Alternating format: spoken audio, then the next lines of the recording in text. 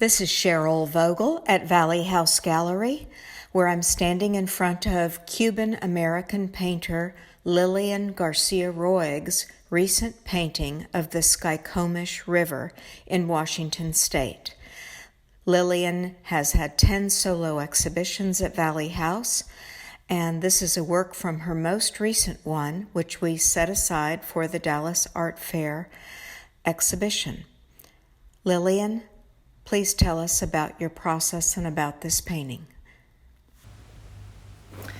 Hi, my name's Lilian Garcia-Roig, and I am speaking to you today from my studio in Tallahassee, Florida.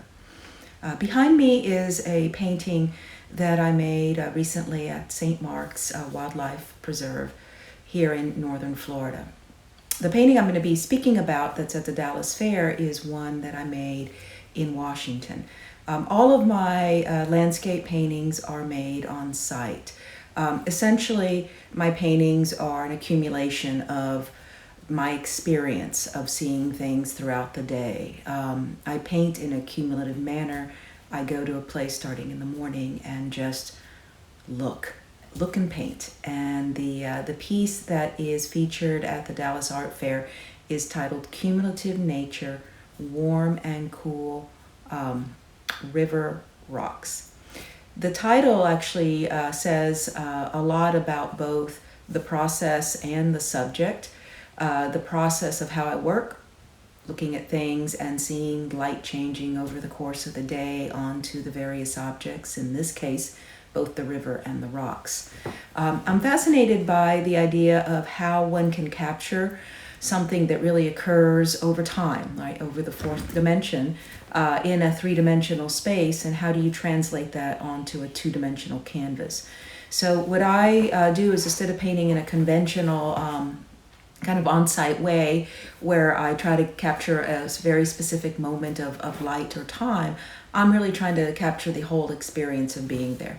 So with this particular painting, Cumulative Nature, Warm, Cool River Rocks, I'm actually trying to capture two very distinct things that change differently over time. So the water is constantly moving, but as the light changes, the reflections on top of the water, the amount of white and colors that you can see both on the surface and below the surface change.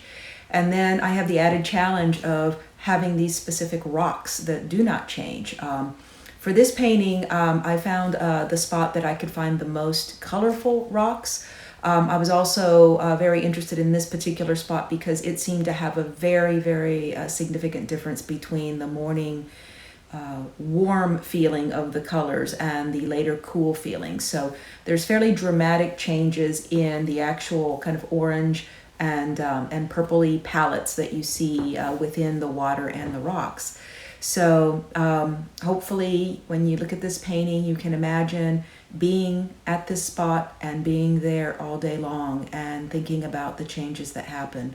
I would encourage people who do get to see the painting in real life to stand not just far away, but then also get very close, because another aspect of an interest of mine is trying to reconcile the formal or the illusionistic possibilities of painting, right, with its true abstract nature. So up close, the paintings break down. You see more actual squeezed out marks and some maybe even finger gestures in there. But from a distance, it makes sense, right? You understand the space, you see the conventional qualities of it, but up close, the painting seems to be unexpected. So please enjoy, and thanks.